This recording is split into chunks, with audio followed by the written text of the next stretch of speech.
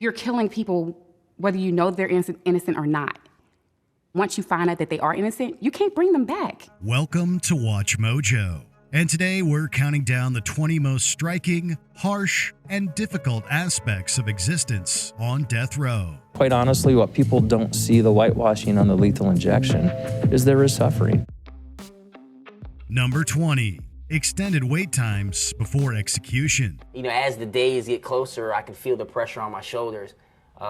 They call it clinical depression, where I just start having less motivation to do things, less energy. Inmates typically wait for years, sometimes decades, before their execution is carried out. This prolonged period is due to the extensive appeals process, designed to ensure the fairness and accuracy of the death penalty. However, this extended wait can be psychologically taxing for them, as they live in a state of uncertainty about their fate. The extensive and excruciating duration of waiting also raises questions about the effectiveness and ethical implications of the entire process, as prisoners spend a portion of their lives in a state of limbo. For Patrick, the state has decided after 17 years, his time is now up. Number 19. Limited contact with the outside world. McManus, it always amazed me how clean that cell is. Keep it up, There's a lot of time in here. I know. Significant restrictions exist for those on death row in their interactions with the outside world. Most of their time is spent in solitary confinement, with limited access to visitors and phone calls. The strict rules governing communication often lead to feelings of isolation and despair. This isolation has a profound impact, creating a sense of disconnection from society. Despite these challenges, some find ways to express themselves through letters, artwork, or legal appeals, attempting to maintain a sense of humanity in a system organized to limit personal interactions. Just sit up there like I was doing, just writing a letter, writing my girl over in Germany, so. Number 18. Strict daily routine. Just if you stay calm, we're going to treat you like a human. We're going to treat you decently. The implication is until we kill you like a dog. Life on death row is characterized by a strict and monotonous daily routine. Prisoners are confined to their cells for up to 23 hours a day, with minimal opportunities for physical exercise or recreation. Meals are often served in the cells, and inmates have very limited access to educational or vocational programs. This rigid schedule is meant to maintain order and security within the prison, but it also contributes to mental and physical deterioration, with little opportunity for any sort of normal daily human connection. That stress that they may have throughout the day of not being able to talk to their loved ones or family members, so the cat replaces that which they don't have or lost on the outside. Number 17. Mental health challenges. As already touched upon, incarceration can have a large impact on mental health. The isolation, uncertainty, and stress of awaiting execution can lead to a range of psychological issues, including depression, anxiety, and post-traumatic stress disorder. At any time, once your appellate, all your appellate rights is up, they can come get you and execute you. That's a threat. It's always on your mind. It's always in the back of your head, right? In some cases, inmates may already have pre-existing conditions that are exacerbated by their time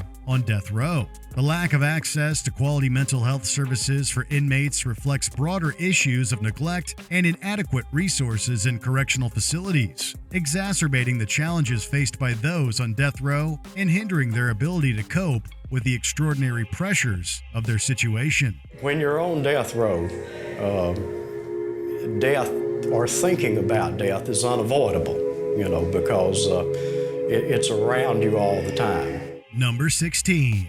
Exposure to violence and safety concerns. Here we have several weapons that we've discovered throughout the years here at Ironwood, but it kind of shows how ingenious these guys are when it comes to creating weapons within a facility. Unsurprisingly, the nature of this form of confinement usually means a heightened risk of violence and safety concerns. The high-stress environment, combined with the presence of individuals convicted of serious crimes, could lead to volatile situations. Incidents of violence among inmates or even between inmates and guards are not uncommon. You got to be prepared for anything and everything. That situation yesterday, it could have been me getting walked out on a gurney instead of somebody else. These safety concerns are further exacerbated by the fact that many on death row already suffer from issues which can lead to unpredictable behavior, Prisons often implement rigorous security protocols to mitigate these risks, but the underlying tension and potential for conflict remain a constant presence.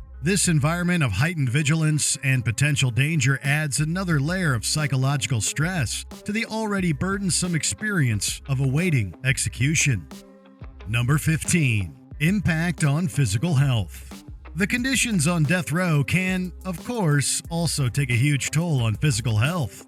The lack of physical activity, coupled with the stress of confinement, often causes a range of problems, including cardiovascular difficulties, muscle atrophy, and weakened immune systems. Additionally, the quality of medical care in prisons is often substandard, making it difficult to receive adequate treatment for existing illnesses or injuries. A nurse wrote in the patient's chart that he had his vital signs were normal and he was in no apparent distress, despite the fact that the prisoner had actually died 10 hours earlier. These challenges are compounded by the psychological strain of living under the constant threat of execution, further deteriorating the overall health and well-being of inmates. The neglect of these physical health issues reflects a broader disregard for the humanity of those on death row, raising critical ethical questions about the treatment and care of the incarcerated. I actually watched a good friend of mine that was not a life-term inmate who had a definite date to get out,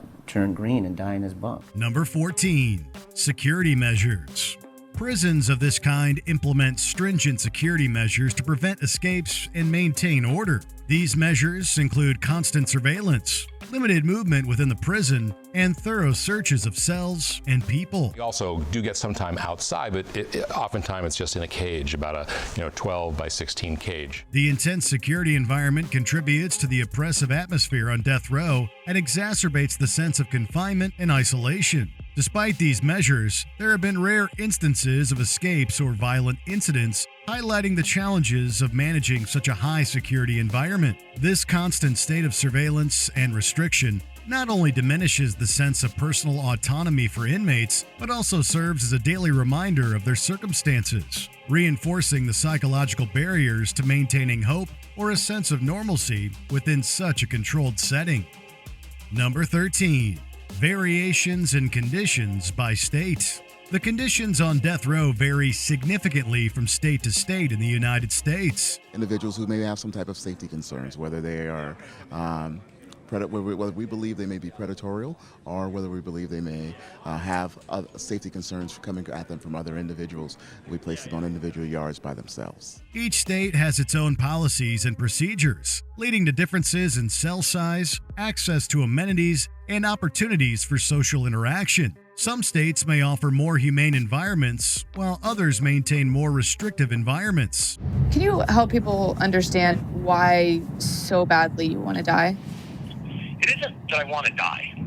It's that I'd rather be dead than do this. These variations reflect the broader inconsistencies in the U.S. criminal justice system and highlight the importance of understanding the specific context of each state's practices. This disparity in treatment raises questions about the equity and fairness of the death penalty across different jurisdictions, underscoring the need for national standards to ensure a baseline level of dignity and humane treatment for all individuals sentenced to death. Number 12. Limited legal resources. Now, we talked to a local trial attorney who says that O'Neill has already done serious damage to his chances at getting an appeal as he was representing himself throughout the trial. Waiting for execution also often means facing big challenges in accessing legal resources to appeal convictions or sentences. Many rely on court-appointed attorneys or public defenders who may be overburdened with cases and have limited resources to dedicate to each client. This can result in inadequate legal representation and a lower likelihood of successful appeals. Inmates with financial resources or support from advocacy groups may have better access to legal assistance, highlighting disparities in the justice system based on socioeconomic status. The struggle for adequate legal representation is a critical issue for death row inmates, as the quality of defense can significantly impact the outcome of appeals and ultimately the fate of the condemned. Number 11. Last meal tradition. Imagine what's going through their minds. This is my last meal on this earth. One of the most well-known aspects of life on death row is the tradition of the last meal. Inmates are typically allowed to request a special meal of their choice before their execution. This practice varies by state, with some imposing restrictions on the cost or type of food that can be requested. The choices made by prisoners for their last meals can be deeply personal and reflective of their individual tastes, backgrounds, and experiences. This moment of personal choice amidst an otherwise controlled and restricted existence provides a brief respite from the grim reality of their situation, offering a poignant glimpse into the humanity of those facing execution. The death row inmates, they did not have a choice of whatever meal they were going to have every day. And here they have a choice. Something they haven't had probably in 2 decades. Number 10. Inadequate living conditions. The Russian novelist Dostoevsky once wrote, "The degree of civilization in a society can be judged by entering its prisons. That judgment would be harsh for anyone setting foot in any of our nation's 123 federal prisons." Death row inmates often face extremely poor living arrangements, with overcrowded cells, insufficient ventilation, and subpar sanitation. This all contributes to the overall dehumanization and suffering experienced by those awaiting execution. The lack of privacy, constant noise, and exposure to extreme temperatures further exacerbate the physical and mental strain on inmates. It is not a way of life I would ever want to live. Moreover, the quality of food provided is frequently inadequate, both in terms of nutritional value and taste, adding another layer of discomfort to their daily lives. These harsh living conditions raise significant ethical concerns about the treatment of the most marginalized individuals in the criminal justice system. Number 9. Racial and economic disparities. The death penalty disproportionately affects minorities and those from lower socioeconomic backgrounds. Studies have shown that racial bias and economic status significantly influence who gets sentenced to death, with higher likelihood for those unable to afford private legal representation. This systemic inequality underscores the fundamental flaws within the entire system, reflecting broader societal issues of racial and economic injustice. These disparities contribute to a sense of hopelessness among inmates, as many believe their fate was sealed not by the severity of their crime, but by their race and inability to navigate the legal system effectively. Number 8. Impact on families. The ripple effects of a death row sentence extend far beyond the individual, deeply impacting their families and loved ones. I guess for them, it's another day, and out here, the world is keeping going. The emotional and financial burden placed on families can be overwhelming as they navigate the complex and often costly legal system in an effort to save their relative. Visitation restrictions and the stigma associated with a death sentence further isolate families, leading to social ostracism and psychological distress. The impending execution of a family member creates a prolonged period of grief and trauma, complicating the mourning process and leaving lasting scars on those left behind. The emotional toll on families highlights the broader societal impact of the death penalty. It's pretty much like a slaughter line. There's no dignity at all in it. And it's just inhumane. Number 7. Lack of rehabilitation opportunities.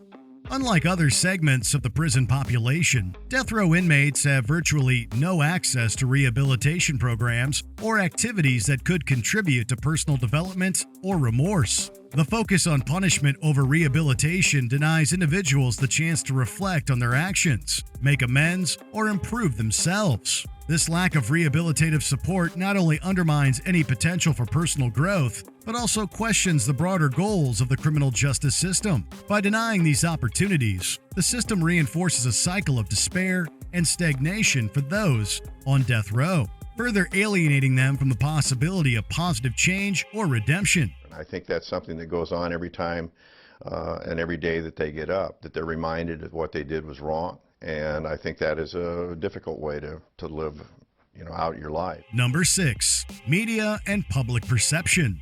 The portrayal of death row inmates in the media and public discourse often lacks nuance and humanity, focusing instead on sensationalizing their crimes. The Deli is a super predator.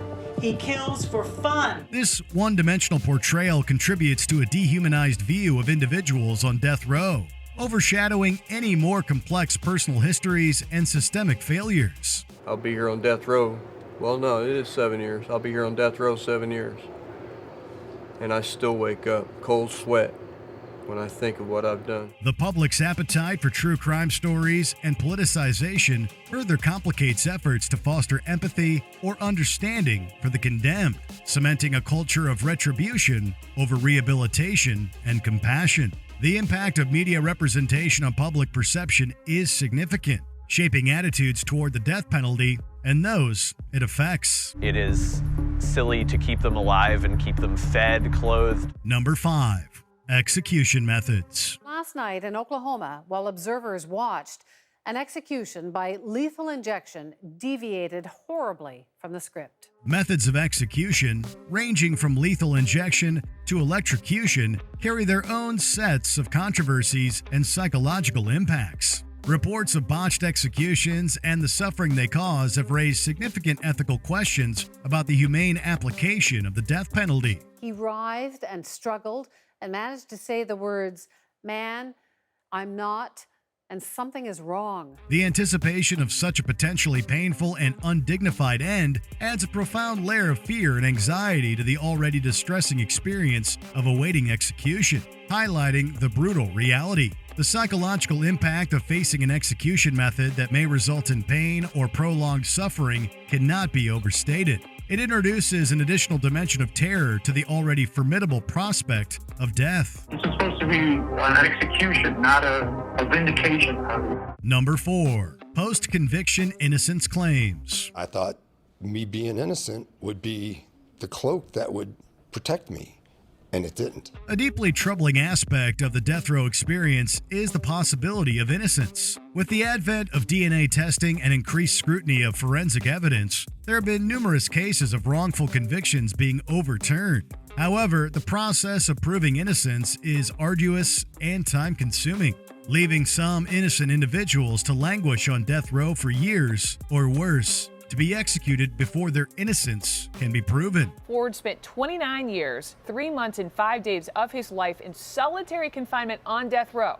An innocent man, years behind bars, spending every waking moment wondering if this would be the week he dies. This reality casts a shadow over the entire death penalty system, underscoring the irreversible nature of execution and the catastrophic consequences of judicial error. The potential for wrongful execution exposes fundamental flaws in the criminal justice process, highlighting the urgent need for reforms to enhance the reliability of convictions.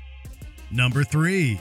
Execution witnessing. Death row, first and foremost, is pure hell. Inmates on death row often grapple with the trauma of witnessing or hearing about the executions of fellow inmates. These experiences can have a profound psychological impact, heightening feelings of dread and hopelessness. You smell the flesh of another human being that they just killed. My cell was 30 yards away from the execution chamber. The knowledge that they may soon face a similar fate serves as a constant reminder of their mortality and the grim reality of their situation, exacerbating mental health issues and contributing to a pervasive atmosphere of despair. Witnessing the execution process, either directly or indirectly, introduces an element of vicarious trauma. This exposure to the realities of execution can deepen the sense of isolation and alienation from society. Number 2. Loss of personal identity. The institutional environment of death row, with its rigid routines and dehumanizing treatment, often leads to a loss of personal identity among inmates. You don't keep busy, you keep yourself occupied, you might go crazy. Some guys do. Stripped of their autonomy and reduced to their crimes, individuals on death row struggle to maintain a sense of self amidst awful surroundings. This erosion of identity can diminish their will to fight for their rights or engage with the appeals process, contributing to a sense of inevitability about their fate. The psychological effects of long-term confinement and the stripping away of personal identity are profound, impacting inmates' self-esteem, mental health, and overall well-being. I used to write all the time and have a lot of energy, and I just don't have it anymore. I just feel like I've been beaten down. Before we continue, be sure to subscribe to our channel and ring the bell to get notified about our latest videos. You have the option to be notified for occasional videos or all of them. If you're on your phone, make sure you go into your settings and switch on notifications. Number 1. Technology for virtual connection. Advancements in technology have begun to offer death row inmates new ways to connect with the outside world, such as virtual visitation, digital art programs, or participation in online education courses. These present unusual opportunities for inmates to engage with society, pursue personal development, and maintain relationships with family and friends in ways that were previously impossible. The integration of tech in death row settings prompts discussions about digital access as a human right. The potential for scientific advances to alleviate some of the isolation experienced by inmates, and the ethical considerations of monitoring and controlling inmates' digital interactions. There go my mom. Hey, Mama. I miss you. What do you think is the most unbearable part of being on death row? Let us know in the comments. You were convicted of 2 murders. You've been on death row for 10 years. Yep, that's right. But why are you still alive? Right? Did you enjoy this video? Check out these other clips from WatchMojo and be sure to subscribe and ring the bell to be notified about our latest videos.